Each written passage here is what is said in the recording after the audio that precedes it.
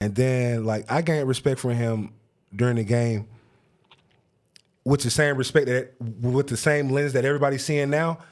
What I used to tell the defensive line, and I talked about this on the team meeting, about when I was talking about the Alabama game of is physically you beat your opponent, but I look at this game like war. Guerrilla warfare is real. Guerrilla warfare means I may not never touch you, but I can make you. It's all about how you reacting, right? It's a mental game too. So what I used to tell the defense is, even if a player going down to the ground, you take a chunk out of them. So if your player is tackling them, I want you to come and drop your weight on him as he's falling. That is taking a chunk out of a player. That is slowly but surely trying to break a man's will for 4 quarters. You may not break it in the first, but you may break it in the fourth. So what I used to tell all my defensive tackles is, when I go get a sack, or when the edges go get a sack, or if anybody get a sack, before that dude get the ground, take a chunk out of him. Julian Rochester, 6'6", 330. I'll never forget this. DeAndre Walker was sacking Baker Mayfield, and Julian Rochester, and I was close to the pile because I want to get my chunk in. And then Julian Rochester fell on him. He's one of the biggest human beings I ever seen, 6'6", 330. When he fell on him, I heard Baker Mayfield say, like this breath of will just left his body, right? And I thought, we got him. He got up holding that rib. When that dude got up, that dude said, gotta hit harder than that, BITCHs.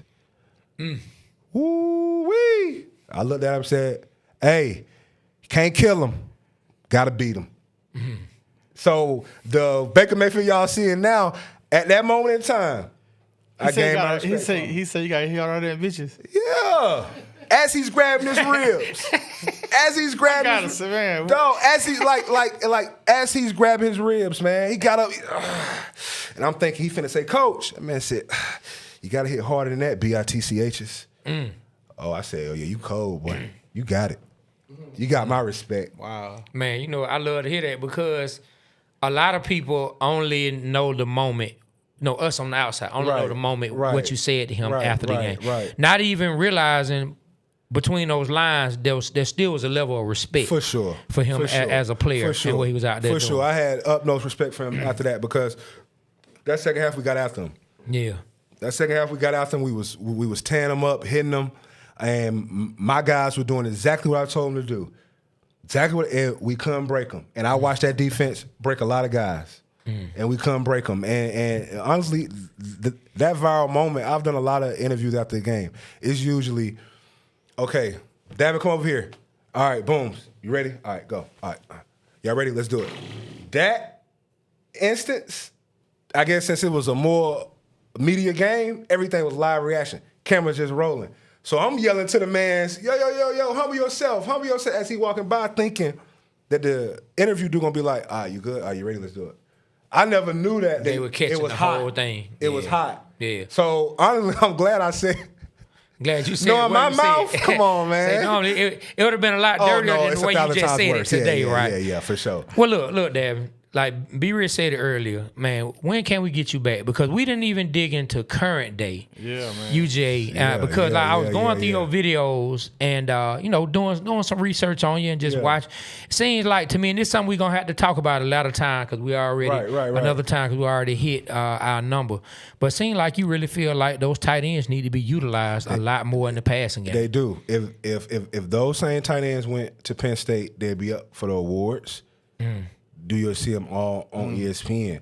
But that just, like, you don't find, like, and I've been in a lot of locker rooms from college to NFL to UFL.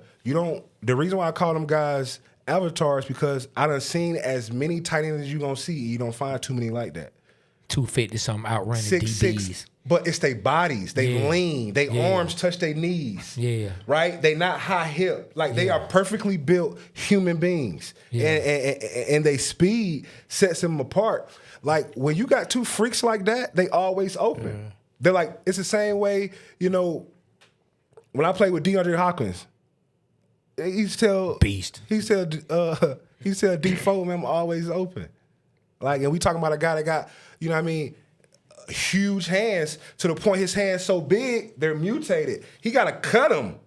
Like DeAndre Hopkins can't go get a 3X glove. He got to do the 3X and then cut it so it expand. God didn't make his hands the same. So since God didn't make his hands the same and God touched him with a different type of DNA, he's always open. Yeah. So that's how I feel about the tight ends, right? And them guys do such a great job of blocking and making guys get touchdowns and their names in the paper when these guys' names should be in the paper every week. And I just love that. I love that. Yeah. Hey. Real quick, fast as you can answer it. What's up with our defensive line this year with Georgia? Young. Yeah, man, like what I told y'all, and I'm trying to say this as quick as possible, what I told y'all about the Notre Dame game and what was going through my head. I said, I'm going to do this move. I'm going to pull it out this time. Like, it's art. It's chess.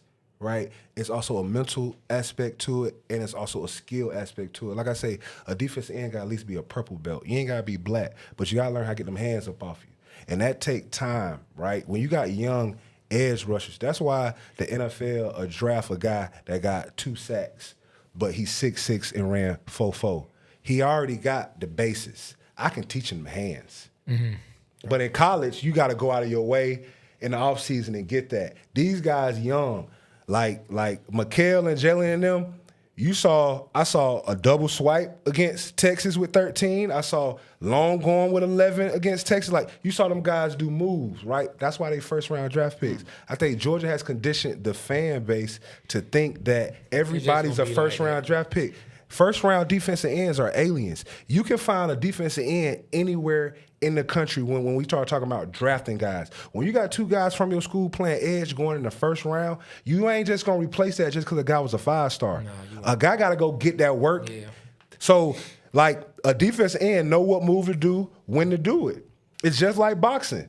If you never train and you get in a fight, how you going to let your hands go? So these guys just need more time. But in the speed itself, I love what Glenn Schumann doing, though. Like, and the reason why you never see me really get on the coaches is because a coach got to understand his personnel, right? A good coach, this my way or the highway. I run this, can you run it? A great coach like Mike Tomlin, and you done heard him say, what does the player do? Can I adjust it to what he do? Mm-hmm. What Glenn Schumann and Coach Smart are realizing is why I don't really critique them is because they understand what they working with. They know 11 not walking through that door. They know 13 not walking through that door.